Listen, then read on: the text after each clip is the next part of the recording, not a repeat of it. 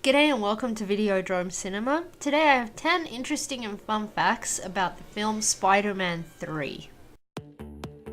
After the second film came out, Sam Raimi's brother Ivan Raimi actually wrote a treatment script for his version of the third film. His basic concept was that we could kind of maybe see a darker side of our heroes and also a more positive side of the villains. In this treatment, Sandman would have been the villain of the film, and we would have seen the love triangle between Peter, Mary Jane, and Harry. It would have been a much more important part of it. It was then Sam Raimi's idea to put another villain into it. Then they actually talked about maybe splitting the third part into two, where they'd continue and expand this story. But they ended up not going with this because they couldn't find the point where they could equally split it up to have two films. And Sam Raimi wasn't really excited about the idea that the other villain might be Venom, but the producers ended up convincing him with the fact that Venom has a really huge fan base, and that would make it a good thing to have him in the films. A lot of journalists later wrote that Sam Raimi and the studio kept the secret so well that Venom is actually going to be in the film. In the film, we never actually hear anyone call Venom Venom, and Sandman is only referred to as Sandman once. In an interview, James Franco said that they had to go back and do reshoots because test audience said that there was too little action in the film.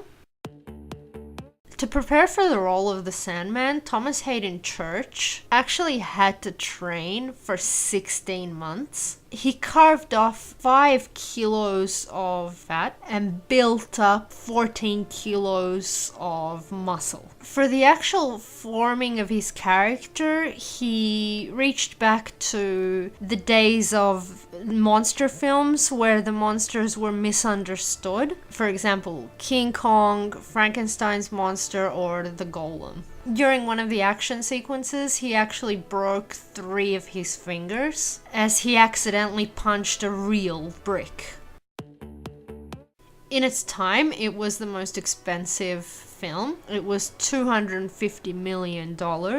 One of the reasons for this was that they filmed in New York, and it's really expensive to film in New York. It was $1 million a day. And also for the CGI, there was a lot of things that they actually developed just for this film. The actual filming dragged on for 8 months. We don't actually know the actual expenses of this delay, but journalists speculate that with the delay, the actual budget of the film stopped somewhere around $300 million. The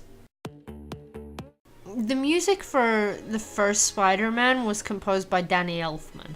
He actually didn't get along with Sam Raimi, so he didn't come back for the second film. That's when they ended up working with Christopher Young for the second one.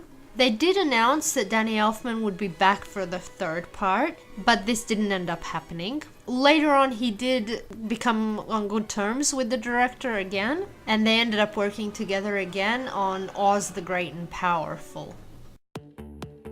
There's a bunch of beats in the script that they actually filmed, but we can't actually see them in the film. We can see Peter a lot more in the black costume during action sequences, and they cut a bunch of character development parts. There was also a scene where Peter gets upset that when he looks in the mirror, there's a kind of Venom nightmare staring back at him.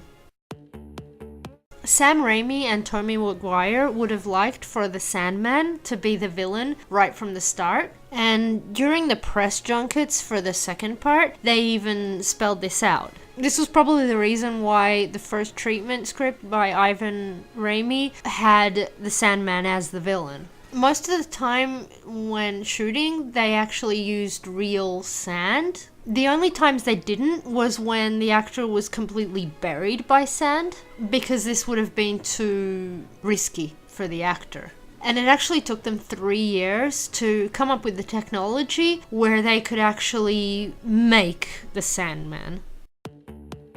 In the end product film, a lot of things changed from the first draft of the script. There was even a version where the main villain of the film would have been the Lizard. They changed that there would have been a second villain alongside him. This villain would have been the Vulture, and they were apparently even in talks with Ben Kingsley to play him, but then they ended up going with Venom.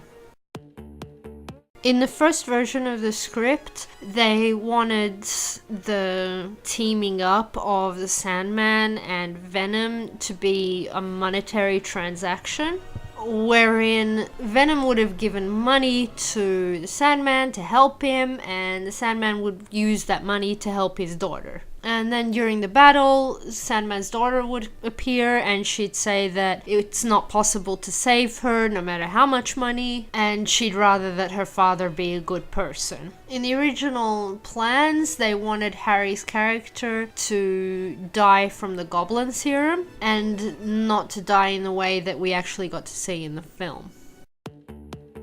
After the release of the film, Sam Raimi said that he wasn't totally satisfied with the end result, and he really would like a fourth part where he can tie off all the loose ends. He would have loved a fifth and a sixth part too. Lizard and Carnage would have been the villains in this version. Too long a time passed without an actual script being produced, so Sony decided to just reboot the whole franchise. So these were the interesting and fun facts that I found for Spider-Man 3. I hope you enjoyed the video. If you did, give us a like. Come back and visit us soon. Subscribe to our channel so you can get the notifications of when we post new content. Thanks, bye.